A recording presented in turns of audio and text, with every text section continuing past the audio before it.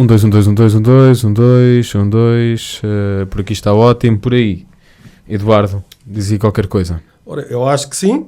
Não é que tenha muita experiência Tu disto. tens uma boa projeção de voz, por isso nem te aproximes mais do microfone. Não é melhor não falar muito alto. Podes falar ao teu... Não, podes falar ao teu nível, mas eu depois, se eu fizer assim, já sabes que é para te afastar. Tá. Percebemos.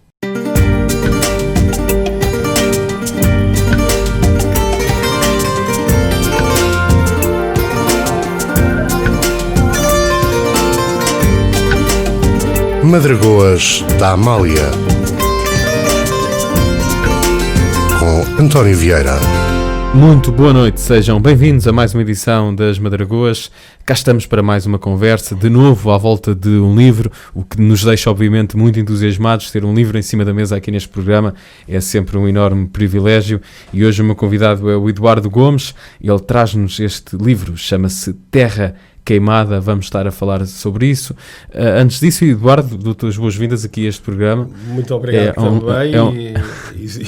E aos ouvintes que nos vão aturar aos dois durante uns minutos. Que remédio... Na verdade, não é que remédio. Os ouvintes podem não, eles estão por gosto. Hoje em dia... Presunção, nós podemos ter toda a que quisermos. É verdade, até porque hoje em dia, na rádio sempre foi assim, mas, aliás, nós estávamos a falar precisamente disso, as novas tecnologias, há tanta oferta, e basta ter um aparelho como uma rádio. A rádio é isso, não é? Basta deslocar um bocadinho para o lado e encontra outra rádio. Se não estiver a gostar da conversa... Não é muito difícil realmente. Mas não é um convite que eu faça.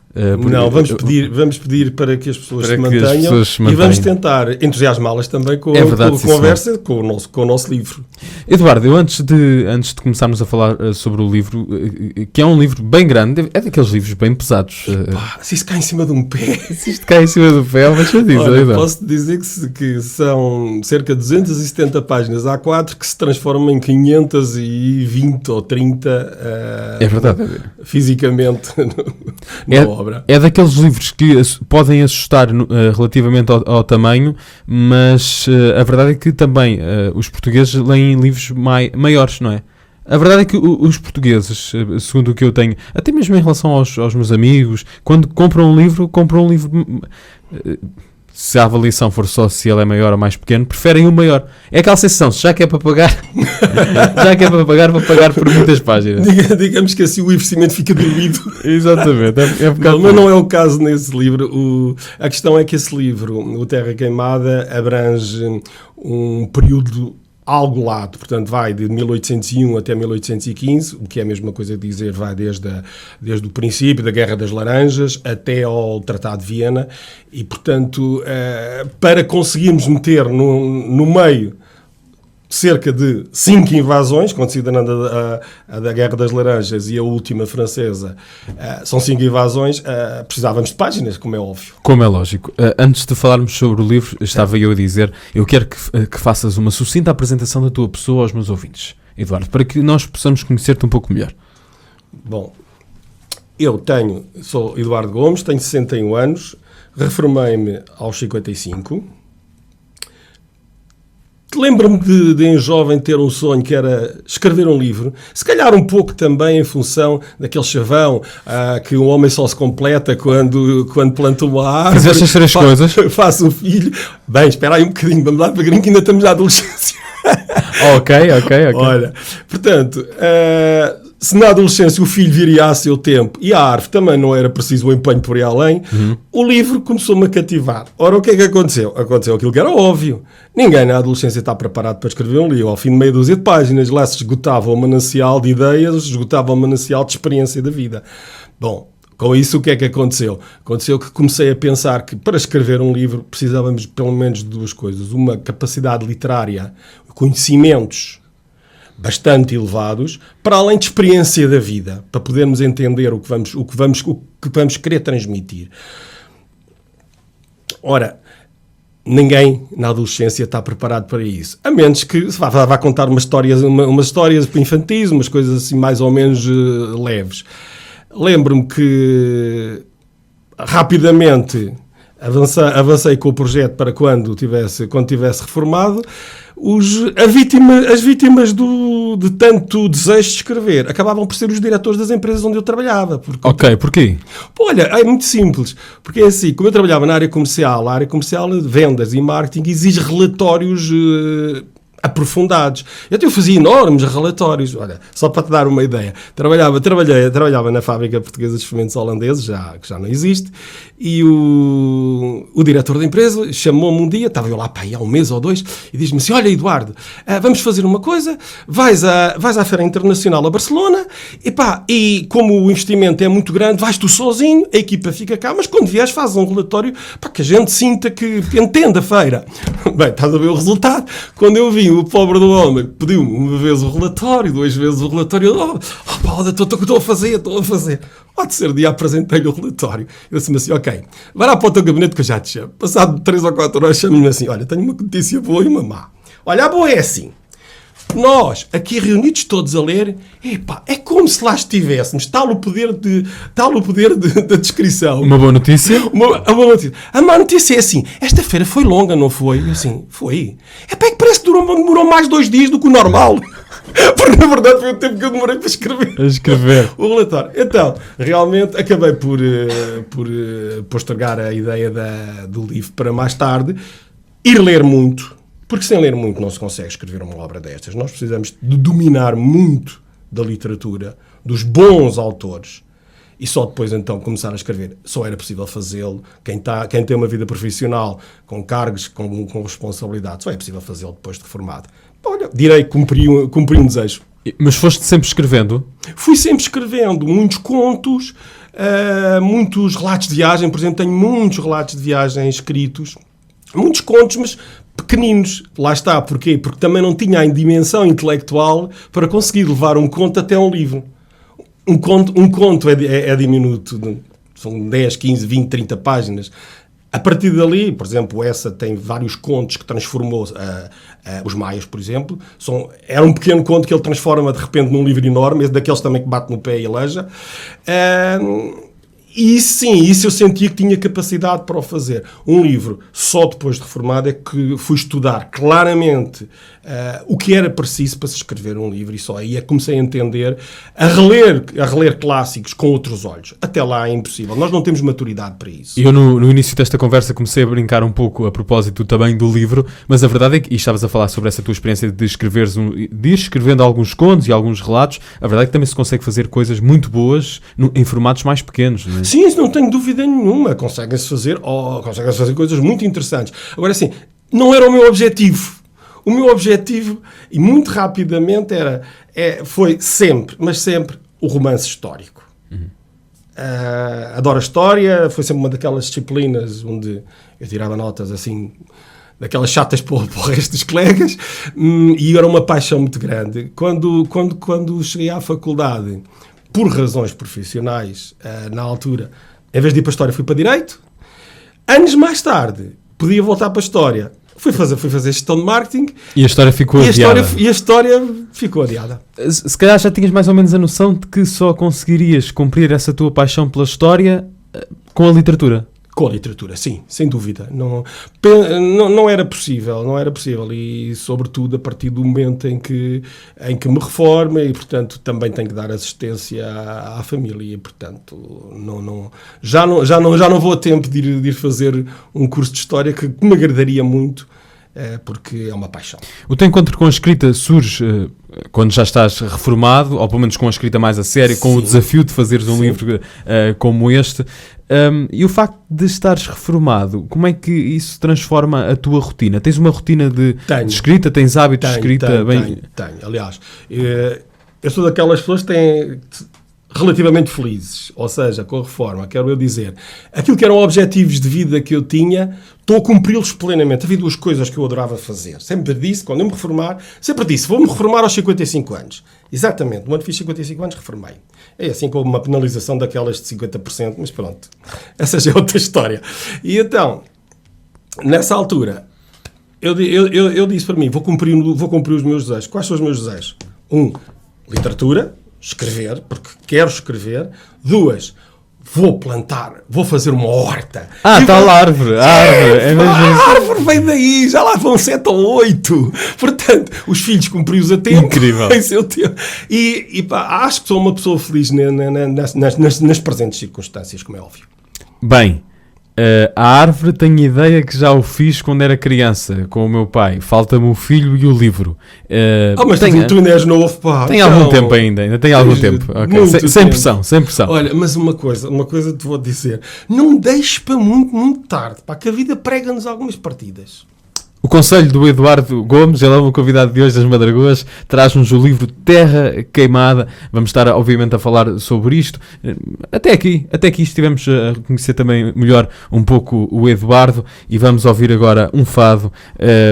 Nós estávamos a falar em off sobre as preferências fadistas do Eduardo. Ele falou-me inevitavelmente da voz, única voz, a voz genial de Amália Rodrigues. Nós estávamos a dizer que era irrepetível, não é, Eduardo? Ora, sem dúvida alguma, não vejo nos atuais, nas atuais fadistas, não vejo nada que se possa comparar. E tenho algum receio que Portugal vá demorar muitos anos até termos uma extraordinária voz. Na voz de Amália, de facto, estava um pouco de todos nós e vamos ouvir então um desses exemplos. Gaivota, a letra é de Alexandre O'Neill, a música de Alan Ullman.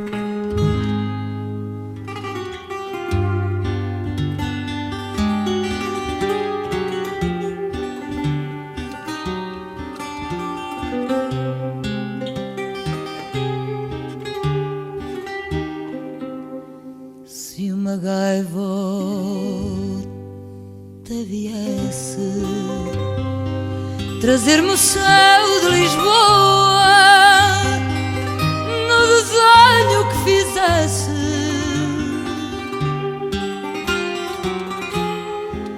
nesse céu onde olhar é uma asa que não voa, esmorece e cai no mar.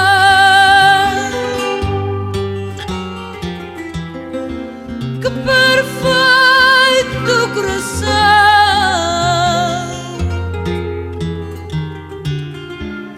no meu peito bateria.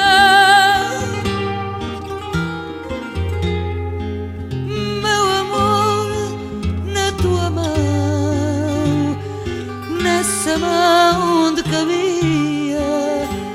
perfeito meu coração.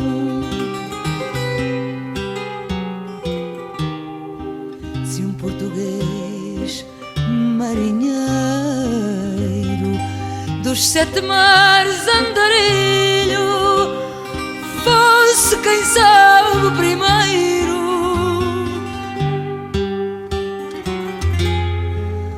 a contar-me o que inventasse, se um olhar de novo brilho ao meu olhar se lançasse,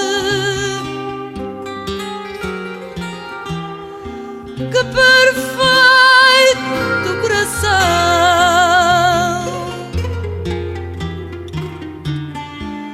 no meu peito bateria.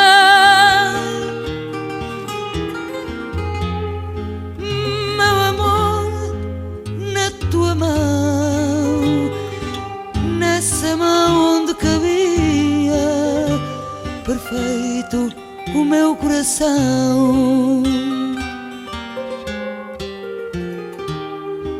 Se ao dizer adeus à vida as aves todas do céu me descem na despedida,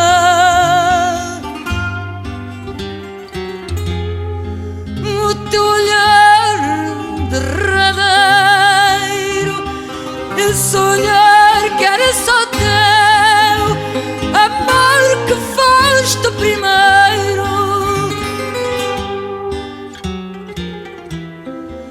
que perfeito coração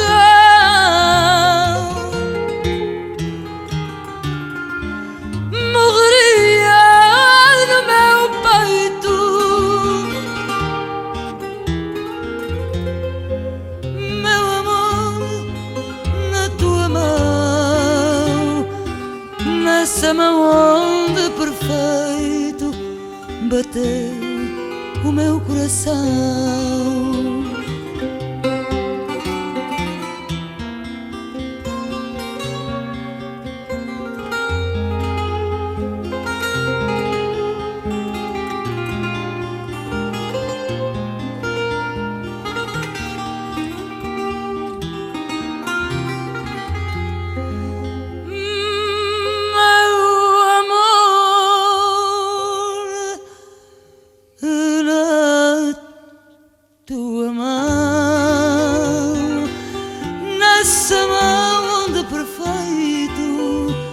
Bateu o meu coração.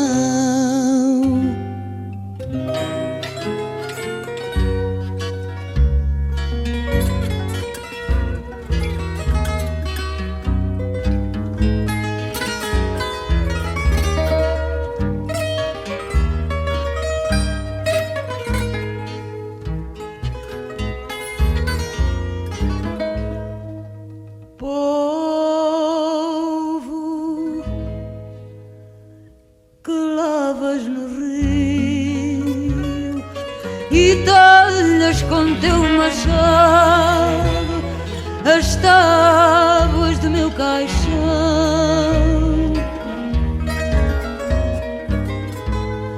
Povo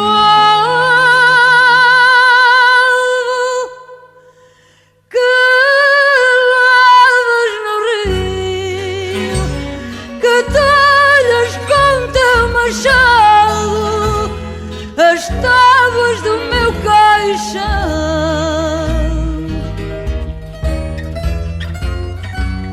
Pode haver quem te defenda, quem compre o teu chão sagrado, mas a tua vida não.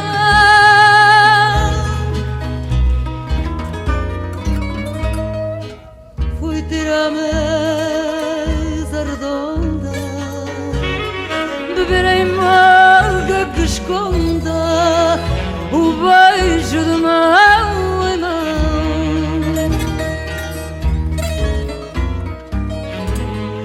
Fui tirar a mesa redonda, beber em malga que esconda o beijo de mão em mão.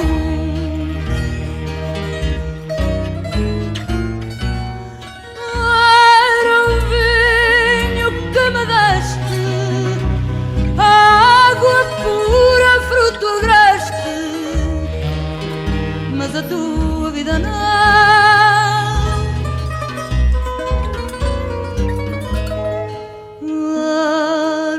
Aromas dores e de lama, dormi com eles na cama, tive a mesma condição.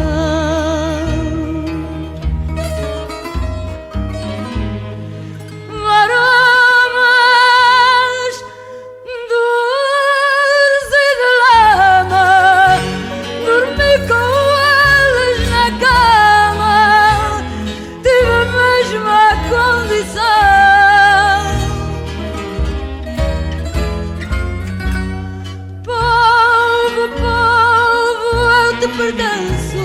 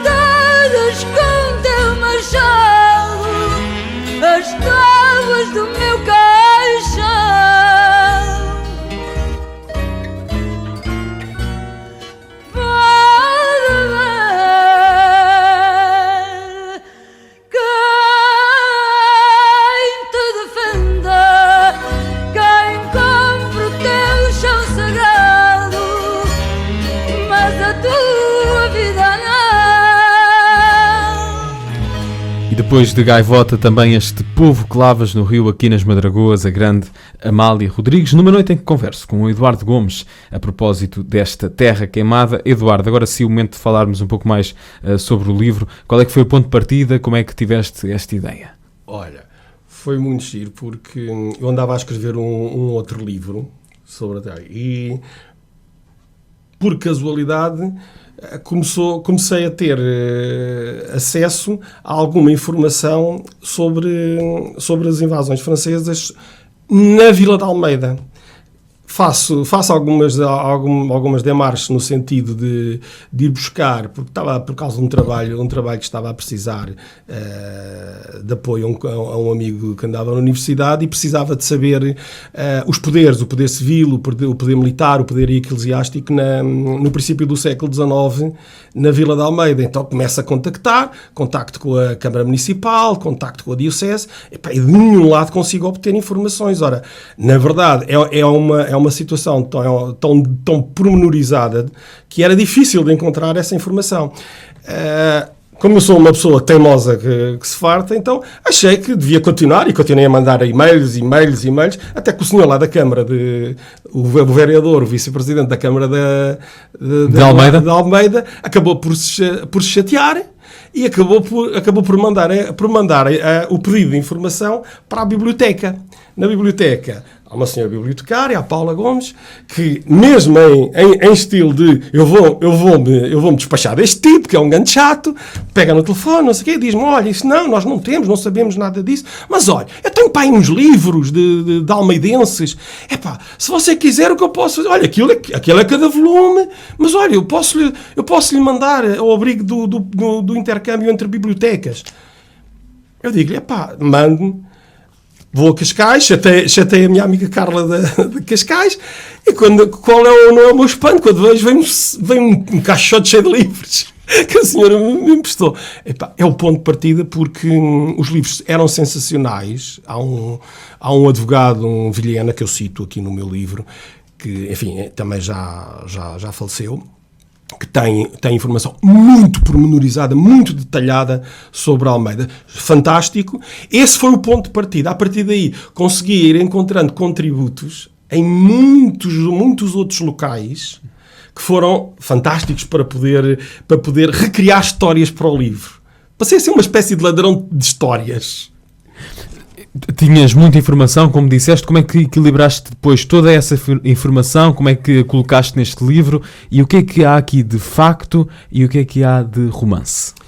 Olha, é assim, o rigor histórico é algo que eu respeito imenso. Não aceito num romance histórico que vamos vilipendiar os factos. Factos são factos. Independentemente, e é para isso que servem as personagens fictícias, da possibilidade de analisarmos os factos, termos opiniões detalhadas. Portanto, o rigor está lá. A partir daí, obviamente, que um romance tem que ter sempre uma história de amor, que eu, pela minha própria personalidade, não gosto muito que sejam assim muito lamechas. Gosto de histórias de amor que têm a ver com aquilo que é o nosso dia-a-dia. A história de amor é alguém que se encanta por outra. Alguém que no preciso momento lhe diz eu amo-te, mas se for preciso também lhe diz estou chateado contigo. E se for preciso também se zanga. Mas se for preciso também sabe pedir desculpa. São essas as histórias de amor que estão incluídas neste livro? A história do Inácio e da Lucília, sim, sem dúvida nenhuma, que é uma história que percorre o livro todo. No final há uma história entre a Filomena e o Pedro, que é mais encantadora no ponto em que nasce de uma grande tragédia e vai emergir dessa tragédia um amor entre duas pessoas. Mas basicamente vamos limitar por aí as histórias de amor, porque enfim, isto é um romance histórico. E a verdade é que este romance histórico tem muitas personagens. Há aqui personagens com mais destaque do que outras. Qual é que é o núcleo deste romance? Na parte... Há personagens reais, portanto, estamos a falar de Wellington, de Macena, de Sul, de Genoa, ok? Há personagens fictícias que são principais e há personagens que são comparsas. Os comparsas são aqueles que vão entrar na história, cumprem uma função, e a partir do momento que cumprem uma função, eu arranjo maneira deles saírem da história. Vão sair airosamente, De maneira que a narrativa fica fechada relativamente àquela personagem. As personagens principais fictícias, essas atravessam a história. Basicamente são 4 as personagens. O padre, figura típica, como é óbvio, é um arquétipo, tinha que lá estar. O professor também. O vereador da Câmara e a filha do vereador, que acaba por casar com o professor. Estes são as 4 personagens do livro.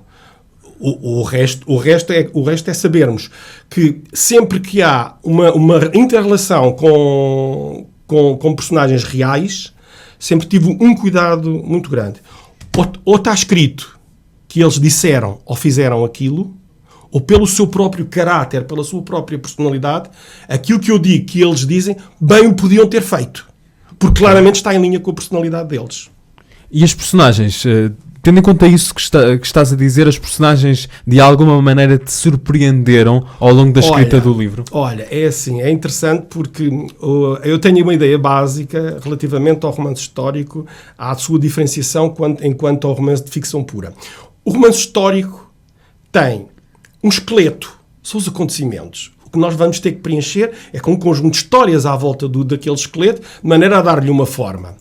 O romance de ficção, não. O romance de ficção... Nós começamos a criar e as personagens, a uma dada altura, estão-nos a mover para campos que provavelmente nem estávamos à espera de enverdar por aí. Ainda assim, aqui no romance histórico, o que me aconteceu foi que, face aos contributos que fui tendo de múltiplas pessoas pelo país todo, e em Portugal e em Espanha, porque fui visitar quase todos os lugares que eu falo, de repente as pessoas iam-me contando uma história. Daí eu estar a falar ainda há pouco de ser ladrão de histórias. A pessoa ia-me contando uma história. A Joana Caetano, da Roliça, da freguesia, presidente da freguesia da Roliça, leva-me a ver a Serra do Picote, leva-me a ver o Alta Colombeira e de repente manda-me parar o carro. E diz-me assim, olha, está a ver este freixo, olha, diz que aqui as pessoas se escondiam dos franceses. Eu parei o carro, assim, uma travagem daquelas assim, ponho-me a olhar para o freixo e começo a imaginar... E se eu criasse aqui uma personagem que lhe pudesse dar um tom pitoresco, um tom humorístico? E começo a pensar no menino Tobias. Eu roubo a ideia do Freixo, onde as pessoas se escondiam para fugir dos franceses, e crio uma personagem que de repente já eu não domino. Já é um menino. O menino é um tonante. O menino consegue ajudar as pessoas. Ele conhece o campo de tal maneira que só ele sabe onde há determinadas grutas para onde leva pessoas. E à noite volta para casa e o general de Laborde está em casa. E aquilo é uma aflição, mas ele vai sair sempre de uma forma extraordinariamente encantadora da história. A mãe no fim, que está toda zangada com ele, porque são 2 da manhã, ele não está em casa, a mãe que lhe vai para bater, agarra nele e dá-lhe um grande beijo. Essas histórias, certamente, ultrapassaram-me. A partir de um determinado momento, aquela personagem tinha vida. Eduardo, este período da história de que falas neste livro é um período bem negro também e cruel, mas de alguma maneira, ao ouvir-te falar sobre o livro e aquilo também que eu já li sobre o livro, tentas iluminar de alguma maneira, através destas personagens, há aqui também momentos de otimismo em relação àquilo que as pessoas podem fazer e à maneira como as pessoas se podem sentir em momentos como este. Olha, essa é a mensagem do livro. Quero eu dizer... Jamais, até porque se depois tiveres oportunidade e os ouvintes o quiserem comprar, depois poderão ver, jamais eu fujo a contar exatamente em pormenor o horror que foram as invasões francesas.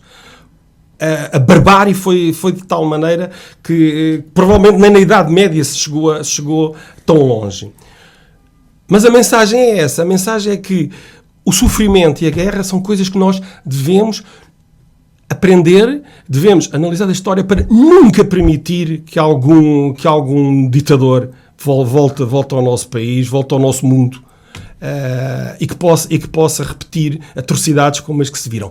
A mensagem é sempre positiva. Há um futuro.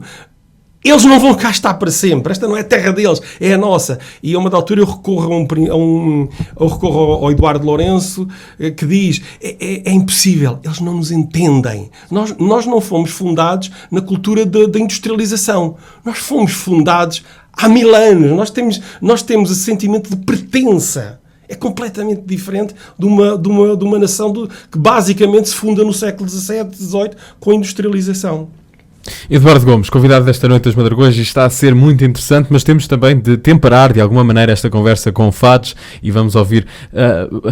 Eu já percebi que o Eduardo gosta muito da Amália, mas para o convencer em relação também às jovens fadistas, algumas já não assim tão jovens, a verdade é essa, mas já têm carreira no fado. Vamos aqui mostrar outras coisas ao Eduardo e vamos começar pela Cátia Guerreiro, As 4 Operações, uma letra de Vasco Graça Moura, e está incluído este tema no disco, o último disco da Cátia Guerreiro, foi editado em 2014 e chama-se Até ao Fim.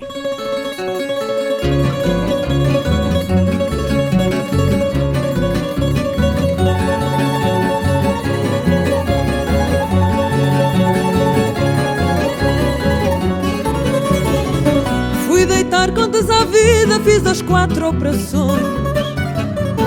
No instante de seguida tirei certas conclusões. No instante de seguida tirei certas conclusões. Comecei pela adição, porque te amei mais e mais. Se fizesse a soma à mão, fiz também contas mentais. Aprendi a tabuada e vi que multiplicar era a forma acelerada de o meu amor aumentar. Fui deitar contas à vida, fiz as 4 operações. No instante de seguida tirei certas conclusões. No instante de seguida tirei certas conclusões. Depois vi que subtraía a tua deslealdade e o total se reduzia para menos de metade. Essa foi a consequência da mentira repetida, e assim a minha existência acabava dividida. Fui deitar contas à vida, fiz as 4 operações. No instante de seguida tirei certas conclusões. No instante de seguida tirei certas conclusões.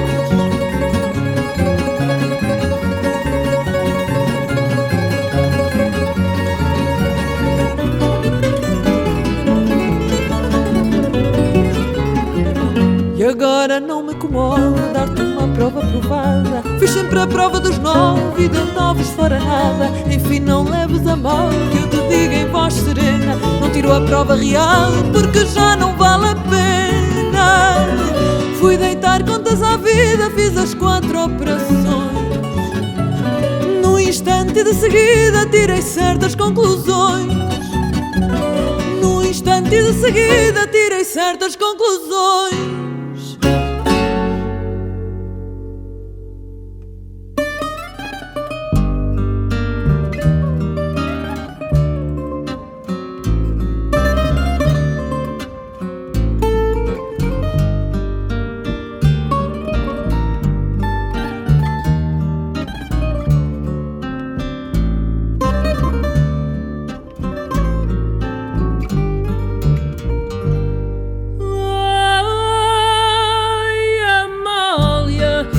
Deus que fosse o teu nome.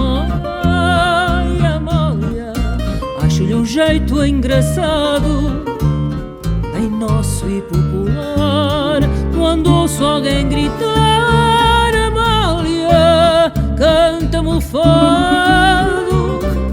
Amália, esta palavra ensinou-me. Amália, tu tens na vida que amar. São ordens do Senhor, Amália, sem amor não rima, tens de gostar. E como até morrer, amar é padecer, Amália chora a cantar. Amália, disse-te alguém com ternura, Amália, da mais bonita maneira. E tu, toda coração, julgaste ouvir então Amália pela vez primeira. Amália, andaste sempre à procura, Amália, daquele amor mas sem fé. Alguém já te tirou, alguém o encontrou na rua numa outra ao pé. E a quem me fala em ti já só respondo assim: Amália, eu sei quem é.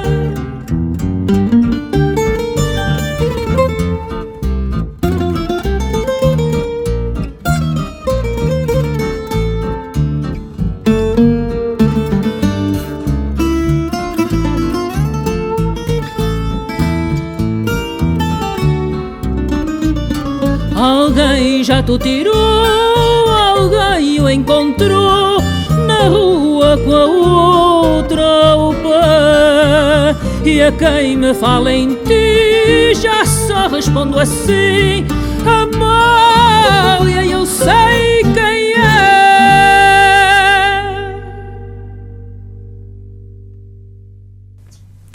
Isto por vezes acontece, estava eu para aqui a falar e o microfone estava em baixo. Agora sim já me pode ouvir. Depois da Cátia Guerreiro ouvimos aqui então a Mísia, neste disco de homenagem a Amália Rodrigues, precisamente a cantar o fado Amália, numa noite em que eu converso com o Eduardo Gomes. Terra Queimada, eu claro que percebo de alguma maneira o título, mas gostava que falasses um pouco mais sobre ele, como é que foi a escolha do título para o teu romance. Olha, aí permite-me tergiversar um pouco à volta disto. É assim, o Terra Queimada é o meu primeiro livro e não sei se sabes, mas provavelmente terás ouvido. É extraordinariamente difícil, quem não tem nome, conseguir que um editor lhe pegue no livro. Pela internet circula que são precisos 1000 livros para que as editoras aproveitem um. Isto é angustiante, como é óbvio, não é? Ora, o que acontece é que o editor, um dia, eu mando o livro para a ronda das editoras todas, né? Quer dizer, porque não sou ninguém me conhece, mando o livro, e o editor da saída de emergência manda-me um e-mail e diz: se você me garantir que vai parar com isto, você não manda para mais nem lado nenhum, eu vou ler e vou lhe dizer: olha, encantou-me tanto o princípio que eu gostaria de reservar o livro. Pronto, ok. A partir daí estabelecemos uma relação interessante, mas que baqueava sempre quando chegávamos ao ponto. Era, quer dizer, quando eu tentava teimar alguma coisa, ele vinha-me que quem sabe disto sou eu, porque não há livros não comerciais, os livros têm que ser todos comerciais, o livro requer um investimento. Eu comecei-lhe por lhe chamar Catacóbriga.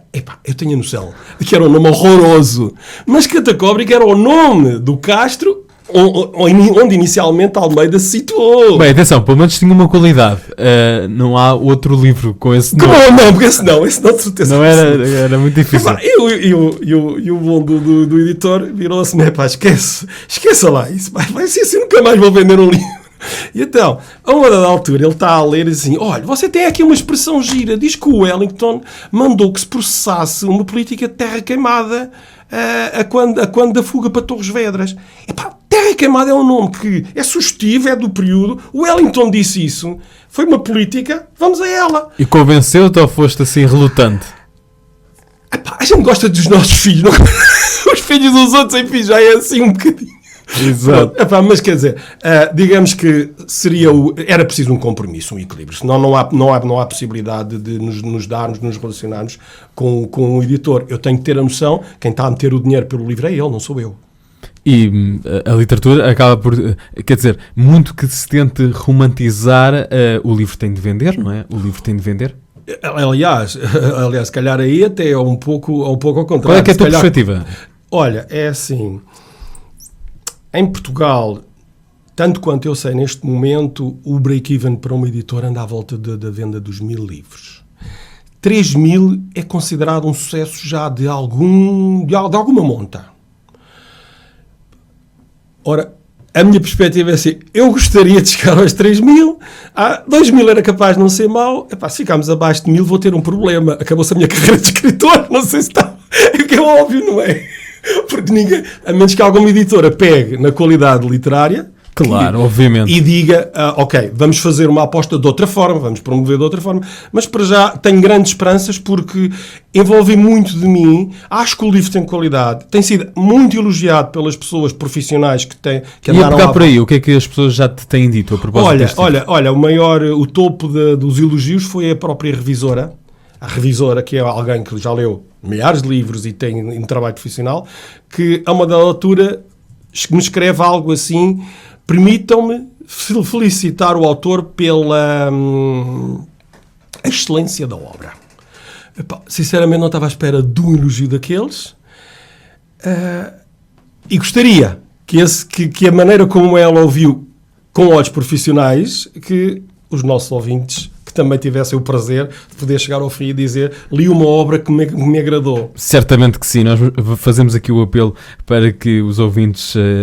Eu gosto de ser muito direto para que adquira este livro, A Terra Queimada, do Eduardo Gomes, e já falámos um pouco sobre, de alguma maneira, o motivo para este livro, o tema deste livro, o período histórico que este livro contém. É o momento mais negro da história de Portugal, uma das guerras, aliás, mais cruéis da Europa, o romance definitivo sobre as invasões francesas, é assim que é apresentado. O que é que este romance nos pode dizer a propósito das invasões francesas que ainda não conhecíamos? Quais foram as conclusões importantes que tiraste a propósito deste período histórico? Olha, eu tive que estudar e ler a maior parte da literatura existente acerca das invasões francesas. Há um dos livros que me encantou, é de longe o melhor que alguma vez se escreveu em Portugal, na minha opinião, que é o El Rei Junot, do Raul Brandão. O El Rei Junot tem um prefácio que nunca me esqueci. O prefácio diz: este homem não foi inventar nada de novo, ele não inventa a pólvora no que escreveu, mas traz-nos perspectivas diferentes do que até aqui alguém tinha escrito sobre a maneira de entender as invasões francesas.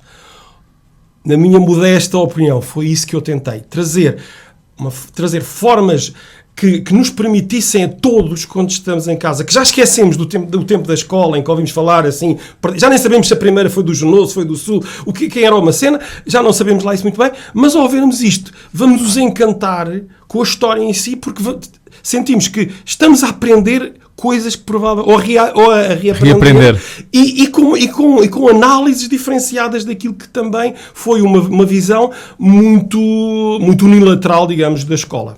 Qual é que é assim o principal mito que passa a propósito deste período da história e que tu de alguma maneira com a escrita deste livro consegues desmistificar? O principal para mim é o seguinte: a incapacidade dos dois países ibéricos naquela altura entenderem claramente o que é que se passava à sua volta. Sobretudo a Espanha tentou sempre unir-se aos grandes, quando na verdade o que a Espanha foi permitir foi que a França e a Inglaterra trouxessem para a arena peninsular uma guerra.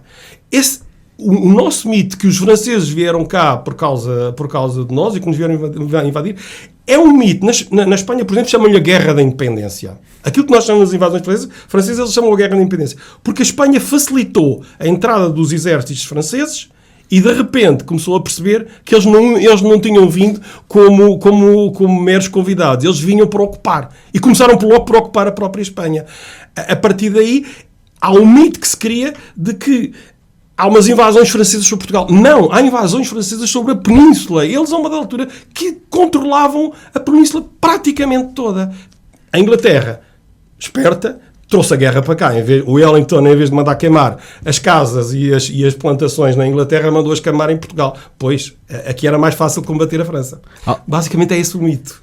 Alguma das coisas que podemos ficar a saber com este Terra Queimada, estavas a dizer que durante o período... É uma das perguntas que eu quero fazer mais aos autores que aqui recebo, estamos na reta final deste programa, e há pouco falaste sobre esse período em que não te aventuravas na escrita do livro, ainda não tinhas o tempo necessário, mas que lias muito, preocupavas-te em ler muito. E é uma das coisas que eu quero começar a perguntar mais aqui aos autores, é que livros recomendariam, que clássicos recomendariam para a leitura, para os meus ouvintes? Olha, independentemente de literatura estrangeira, eu não quero agora ser injusto para com a literatura estrangeira, mas queria pô-la de parte, no que agora vou dizer. Acho que o domínio da língua portuguesa só se consegue com os grandes autores portugueses. Sinceramente, eu adoro Camus, mas quer dizer, quando eu leio Camus, não leio pela qualidade literária. Quando eu leio essa de Queiroz, leio pela qualidade literária. Eu diria que essa de Queiroz, Aquilino Ribeiro, fantástico, Aquilino. Um autor um pouco esquecido, até injustamente porque as pessoas deveriam ler mais o Aquilino Ribeiro. Atenção que o Salazar também fez-lhe um pouco a vida negra, e o Aquilino Ribeiro tem uma característica que foi o facto de fazer muita pesquisa sobre dialetos locais que a uma dada altura a pessoa se sente algo perdida em entender o fio da meada do romance. Não é uma leitura fácil. Não é uma leitura fácil. Há muitos descodificadores, digamos. Se vai à internet, tem imensa gente a descodificar e até com uma espécie de dicionário das palavras que o Aquilino usa, etc. Mas eu compreendo que seja chato. Agora, a beleza estética do Aquilino Ribeiro, eu costumo dizer, para mim o livro da minha vida é a Estrada de Santiago do Aquilino Ribeiro. É um livro pequeníssimo, tem 100 páginas. Lá por aí. está, os livros pequeninos também. Pequeníssimo, 100 páginas, são contos, 4 ou 5 contos. É do encanto fantástico ler o Aquilino. Mas, continuando na resposta à tua pergunta, essa Aquilino, Camilo, Torga, Saramago, Lobo Antunes, quem conseguir ler os livros todos destes autores, eu diria que lê-los e vê-los com olhos de ver relativamente à componente literária, porque é muito importante saber escrever. O domínio da sintase, o domínio da semântica, são coisas beabá para um escritor. Boas sugestões que o Eduardo Gomes deixa aqui nestas Madragoas, mas atenção, há uma outra sugestão que é o próprio romance do Eduardo, este Terra Queimada. Queres acrescentar alguma coisa, Eduardo, no final deste programa? E agora recebo aqui, gentilmente, uma informação a propósito do lançamento do livro, não é? Que está aí para breve, dia 22 de maio, às 6h30. Dia 22 de maio é a apresentação do livro, vai ser efetuada na FNAC. Como eu parece que estou com a veia e com sorte nesta altura, consegui convencer o Francisco Louçã a ir. Grande trunfo. Olha, vou-te dizer, caiu do céu. A única coisa que eu fiz foi ser teimoso. E mando e-mails e telefone. E a uma da altura, Francisco Louçã, eu digo-lhe, Francisco, por favor, leia um bocadinho do livro e depois diga-me que não. Eu fui incapaz. Ele começou a ler o livro e disse-me, Eduardo, conta comigo. Obviamente que eu vou lá, vou dizer aquilo que eu estou a achar do livro. Olha, eu não conheço o Francisco Louçã de lado nenhum, para além daquilo que é o acompanhamento da vida política dele, e fiquei encantado que ele tivesse dito que sim. E é um grande trunfo mesmo. E a propósito do Francisco Louçã, quero também dizer uma coisa. Ele já teve aqui participações neste programa, e isto aqui é independentemente das opiniões políticas, não tem nada a ver com isso. Não tem nada a ver. A generosidade de Francisco Louçã é imensa. É imensa. Ele tem um coração que é uma coisa fantástica. Sem dúvida. Aliás, posso dizer que também na área, agora porque falaste na questão política, nessa área também falei com o professor Fernando Rosas, foi encantador, foi de uma elegância incrível, só que me disse, Eduardo, eu tenho 5 livros para ir apresentar no próximo mês e ainda nem os comecei a ler. Eduardo, tenta outra pessoa. Mas não me disse que não definitivamente, para te dizer. Francisco Louçã, de facto, e fica aí também um abraço. Ele pode estar a ouvir este programa, nunca se sabe, e fica também aí a menção. Ele vai apresentar este livro, Terra Queimada, do Eduardo Gomes, dia 22 de maio, às 6h30 da tarde, na FNAC Cascais, do Centro Comercial Cascais Shopping. Tu pediste-me um último comentário. Sim, diz-me. Olha, era um comentário que era um conselho a quem escreve romances históricos. Bem, para além da questão do rigor, é dizer o seguinte: vão aos sítios onde o romance desenrola. Vão ficar completamente estupefactos com a memória das pessoas, com as histórias locais. Os contributos dessas pessoas são de tal maneira ricos que nós vamos conseguir trazer aquilo que era impensável para um romance. Esse é o que eu procuro neste romance. Com o soldado Ambrosini, com o humanismo do soldado Harris, com o menino Tobias. São as histórias que eu tento trazer. São contributos das gentes deste país e de Espanha. De Porto Seguro. Fica aí então a sugestão do Eduardo Gomes. O momento mais negro da história de Portugal. Uma das guerras. Porquê é que eu estou a dizer regras? Enfim. Uma das guerras se mais... calhar as guerras têm regras. Sim, e tem. E é uma ideia interessante. Uma das guerras mais cruéis da Europa, o romance definitivo sobre as invasões francesas, é assim que é apresentado. Este Terra Queimada, do Eduardo Gomes, é uma edição da Saída de Emergência. Aliás, faz parte de uma coleção, A História de Portugal em Romances, uma coleção de facto interessante e que tem feito alguma coisa sobre a divulgação da história e sobre a importância, não é, do romance histórico. Eduardo, muito obrigado. Fica aí então, eu vou dizer de novo, porque é importante, a apresentação dia 22 de maio, 6h30 da tarde, na FNAC de Cascais, no Centro Comercial Cascais Shopping, com a presença do Francisco Louçã. Eduardo, estamos conversados. Há pouco estávamos aqui... António, só te posso agradecer. Não tens de que, Eduardo, estás sempre convidado a voltar a este esperar programa. que os nossos ouvintes não tenham ficado muito enfadados. Certamente não. por Eu isto. estou mesmo convencido que eles gostaram e estão convencidos a comprar o livro e a lê-lo. Vamos despedir-nos. Há pouco falámos dele e como falávamos dele, eu achei graça porque poucas pessoas se lembram do Paulo Bragança, mas ele de facto tem uma importância na história do fado também. E despedimos então com este Romaria Paulo Bragança no final destas Madragoas. Fica aí o nome do livro, Terra Queimada, do Eduardo Gomes. Foi ele o meu convidado. Eduardo, obrigado. Para todos, Obrigado, um forte abraço também. e até amanhã. Até amanhã.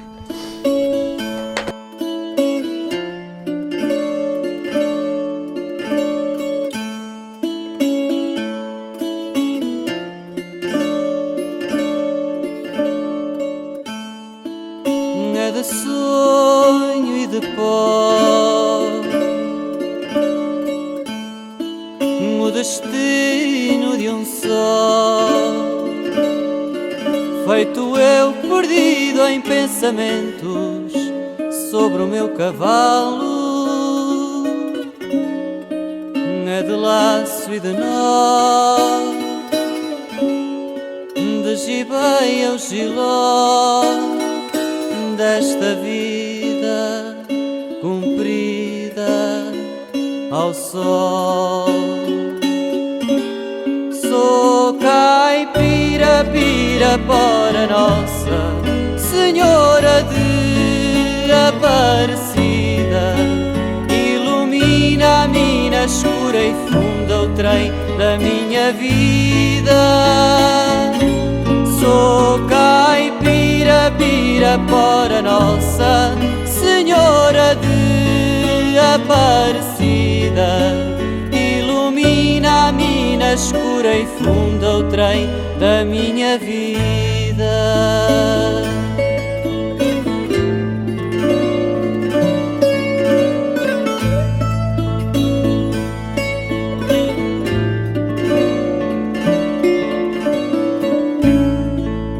Meu pai foi peão, minha mãe solidão, meus irmãos perderam-se na vida à custa de aventuras. Descasei e joguei, investi, desisti. Se há sorte, eu não sei, nunca vi. Sou caipira, pirapora nossa Senhora de Aparecida, ilumina a mina escura e funda o trem da minha vida. Sou caipira, pirapora nossa Senhora de Aparecida, ilumina a mina escura e funda o trem da minha vida.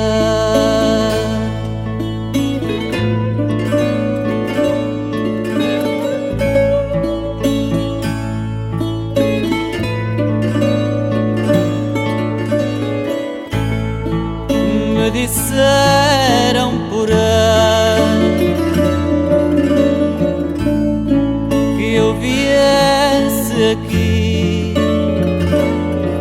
para pedir de romaria em prece paz nos desaventos. Como eu não sei rezar, só queria mostrar meu olhar, meu olhar, meu olhar. Sou caipira, pirapora nossa Senhora de Aparecida, ilumina a mina escura e funda o trem da minha vida. Sou caipira, pirapora nossa Senhora de Aparecida, ilumina a mina escura e funda o trem da minha vida.